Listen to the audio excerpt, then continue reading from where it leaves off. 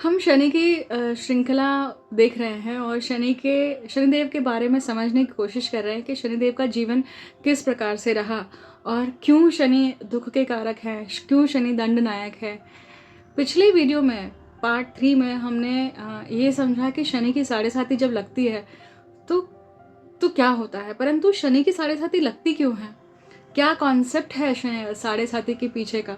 सबसे सर्वप्रथम मतलब जब शनि की साढ़े साती लगी या शनि की साढ़े साती का जो पहला घटनाक्रम था वो कैसे शुरू हुआ, ऐसा क्या हुआ था जिसके कारण साढ़े साती उस घटनाक्रम को नाम दिया।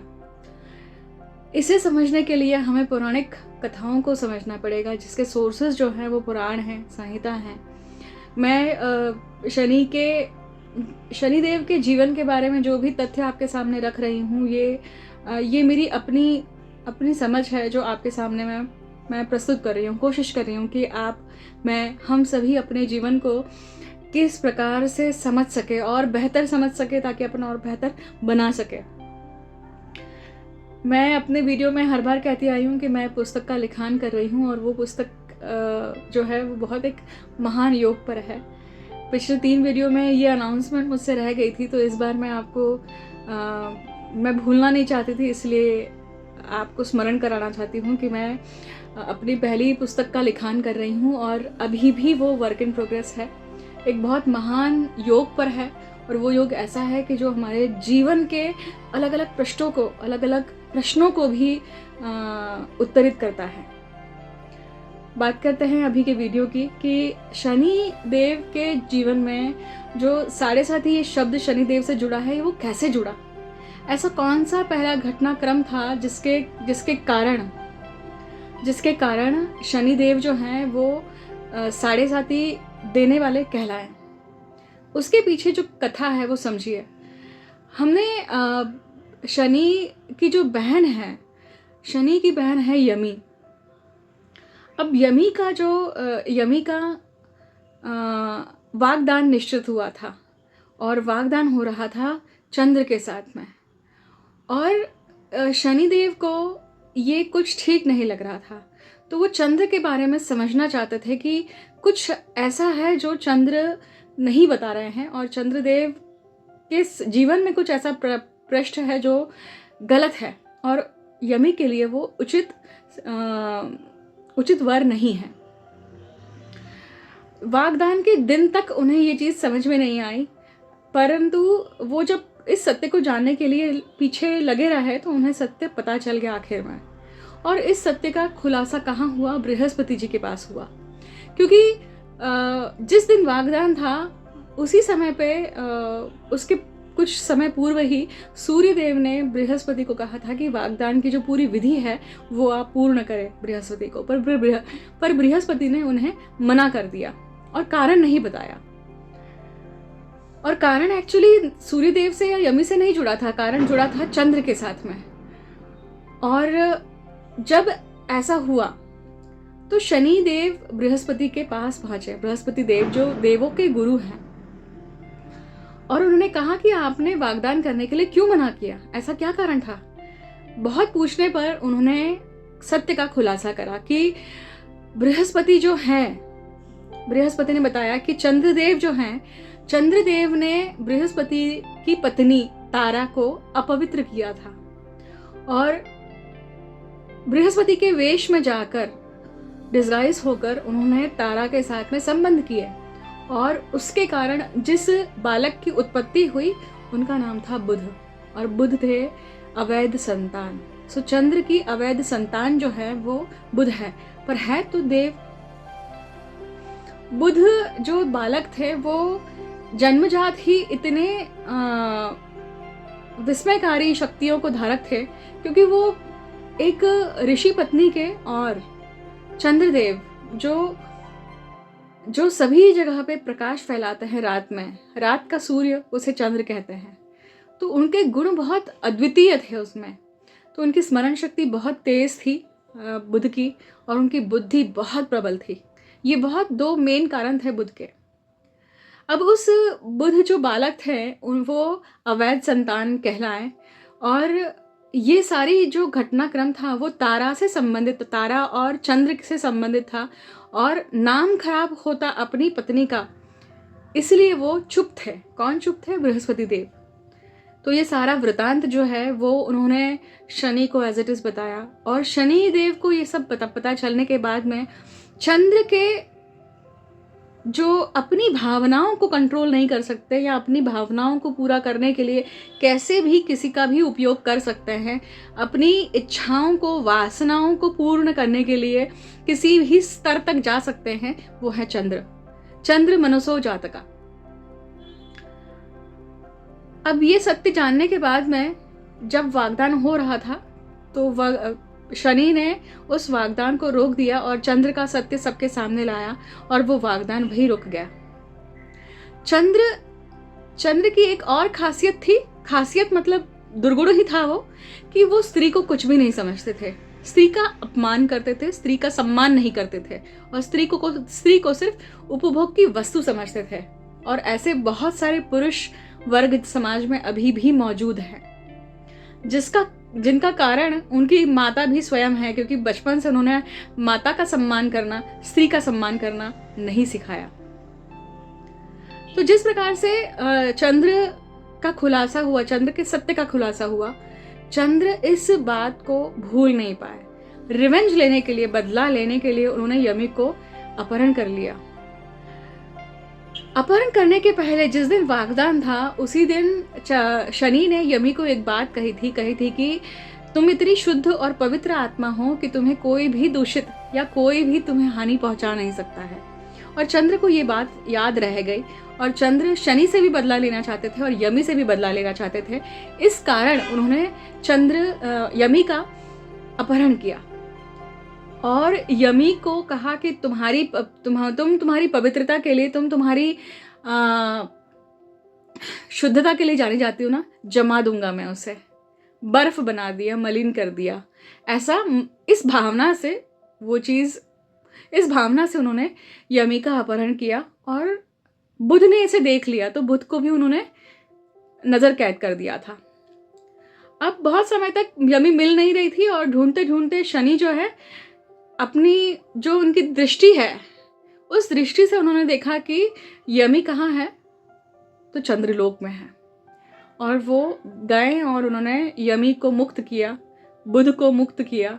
यमी अपने आप को माफ नहीं कर पा रही थी कि मेरे साथ ऐसा हुआ, मैं शुद्ध आत्मा, पवित्र आत्मा होने के बावजूद भी मेरे साथ ऐसा हुआ, मतलब मैं अपवित्र हो गई हूं। अब ये जब घटनाक्रम हुआ तो शनि जो है बर्दाश्त नहीं कर पाए, और उन्होंने अपनी बहन के सम्मान का प्रतिशोध लेने के लिए चंद्र के पीछे दौड़ पड़े। चंद्र दौड़ते दौड़ते कहाँ जाऊं, कैसे बचूं शनि के दृष्टि, वक्र दृष्टि से, या शनि के प्रकोप से कैसे बचूं। और उन्हें याद आया कि मैं तो महादेव के सर पर धारण हूँ ऑलरेडी, तो मैं वहां जाकर छुप सकता हूँ। और वो वहां जाकर छुप गए, और शनि ढूंढते ढूंढते जब पहुंचे तो उन्होंने फिर से अपनी दिव्य दृष्टि से देखा कि चंद्र जो है यहाँ पे छुप गए हैं। उन्होंने चंद्र को आवाज दी और आह्वान किया कि नीचे उतरो, बाहर आओ और सामना करो अपने कर्म फल का। और वो चंद्र को डिस्ट्रॉय कर देना चाहते थे, चंद्र को पूर्णतः नाश कर देना चाहते थे। परंतु महादेव के सर पे वो धारण थे, इसलिए महादेव ने उन्हें रोका। महादेव ने कहा कि अगर तुम चंद्र का नाश कर देते हो तो इस सृष्टि के संचालन में असंतुलन स्थापित हो जाएगा, और वो असंतुलन ठीक नहीं है, क्योंकि रात्रि में शीतलता देने वाले जो ग्रह हैं वो चंद्र हैं। और अनेक ऐसी खूबियां भी हैं चंद्र में जो भुलाई नहीं जा सकती, नजरअंदाज नहीं की जा सकती हैं। निर्मल मन अगर किसी का हम बोलते हैं तो निर्मल चंद्र होता है उसका। जैसे एक बालक का निर्मल मन होता है, उसी प्रकार चंद्र अगर शुद्ध है, दोष रहित है, दोष ही नहीं है, स्वच्छ है, तो वो एक बालक का मन होता है। इसलिए चंद्र को भी बालक मन से भी जोड़ा गया है। तो वो खूबियां जब होती है तो वो संतों में भी पाई जाती है और एक इन्फेंट बालक में भी पाई जाती है। अब यहाँ पे महादेव ने उन्हें समझाया, शनि को समझाया कि ये कैसे कर सकते हैं आप। अब वहीं पे नारायण आकर कहने लगे कि तुम अगर दंड दे दोगे तो ये घटनाक्रम यहीं पे रुक जाएगा और सृष्टि में असंतुलन हो जाएगा। फिर क्या करें, कैसे करें, मार्ग निकला कि वहाँ पे ब्रह्मदेव भी पहुँच गए थे। अब तीनों त्रिदेव यहाँ पे पहुँचे और देख रहे हैं कि अब इस घटनाक्रम से कैसे निकला जाए। मतलब सांप भी मर जाए और लाठी भी न टूटे, मतलब चंद्र को पनिशमेंट भी मिल जाए परंतु चंद्र का नाश भी नहीं हो। चंद्र जो है वो ब्रह्मा के पुत्र हैं, तो ब्रह्मा को उनकी तरफ एक सिंपैथी थी। अब यहाँ पे महादेव ने कहा कि तुम इसे दंड दे सकते हो, जब तुम उसके ऊपर वक्री दृष्टि डालोगे तो उसे दंड मिलेगा। तो ये अब दृष्टि कब तक डाली जाए, ऐसा शनि ने प्रश्न किया। तो महादेव ने कहा कि इसका जवाब भी तुम्हें ही मिलेगा शनि। तो शनि ने अपनी आंखें बंद कर ली और दिव्य दृष्टि से वो सोचने लगा कि कैसे, किस प्रकार से मुझे उत्तर मिलेगा। और उन्हें उत्तर मिल गया और उन्होंने महादेव को कहा कि मुझे उत्तर प्राप्त हो गया है। और महादेव जब पलक झपकाते हैं, महादेव की एक बार पलक झपकाना मतलब सृष्टि में, मतलब पृथ्वी लोक में या फिर मृत्यु लोक में एक वर्ष के समान होता है। तो ऐसे जब महादेव 7 बार पलक झपकाएंगे, उस प्रकार से मैं 7 बार तक मैं वक्र दृष्टि चंद्र के ऊपर डालूंगा। 1 बार हो गया, 2 बार हो गया, ऐसे करते करते 7 बार महादेव ने पलक झपकाई और पलक ओपन करी। 7वीं बार जब हो रहा था तो महादेव की पलक जो थी थोड़ी देर से खुली। ब्रह्मा जी तुरंत बोल पड़े कि ये तो शनि ने अन्याय किया है, 7 बार ही कहा था परंतु देर लगाई और उसके कारण चंद्र को और ज्यादा त्रास हुआ। तो महादेव कहते हैं कि इसका उत्तर भी शनि ही देंगे। कैसे देंगे? तो उन्होंने कहा कि जैसे महादेव के एक पलक झपकाना मृत्यु लोक का 1 वर्ष है, इसी प्रकार से 7वीं बार जब महादेव ने पलक झपकाते हुए ओपन खोलने में देर लगाई तो आधा पल निकल चुका था, इसलिए 7.5 पल लगे। और इन 7.5 पलों को 7.5 वर्ष 7.5 के कहे गए। शनि ने कहा, शनि अपने स्वर में कहने लगे कि जितनी बार मैं मृत्यु लोक में या जितने हर मनुष्य जीव पे जब मैं इस प्रकार से वक्र दृष्टि डालूंगा तो मैं उनके जीवन में 7.5 साल तक रहूंगा और उन्हें मार्ग पर लाने की कोशिश करूंगा। अगर वो मार्ग भूल गए हैं तो, अगर मार्ग भूल जाते हैं तो मैं उन्हें सीख सिखाऊंगा और मार्ग पर लेकर आऊंगा, उन्हें अधूरा आधे में नहीं छोड़ूंगा। दंड देकर रहूंगा, फल देकर रहूंगा, कर्मनायक होकर रहूंगा। तो ये थी 7.5 की पहली घटनाक्रम की गाथा। और शनि इस कार्य के लिए क्यों चुने गए? क्योंकि एकमात्र शनि ही ऐसे संपूर्ण सृष्टि में व्यक्तिमत्व है जो हर बार अपनी परीक्षा में खरे उतरे हैं और उन्होंने इस प्रकार से हर बार अपनी परीक्षा पास करके त्रिदेवों से हर बार वर प्राप्त करते गए हैं। क्योंकि वो त्रिदेवों का अंश थे, शिवांश है, मतलब इसलिए वो ये सब कर पाए। और वो चाहते हैं कि हम सभी अपने जीवन में उस शिवांश को धारण कर सकें।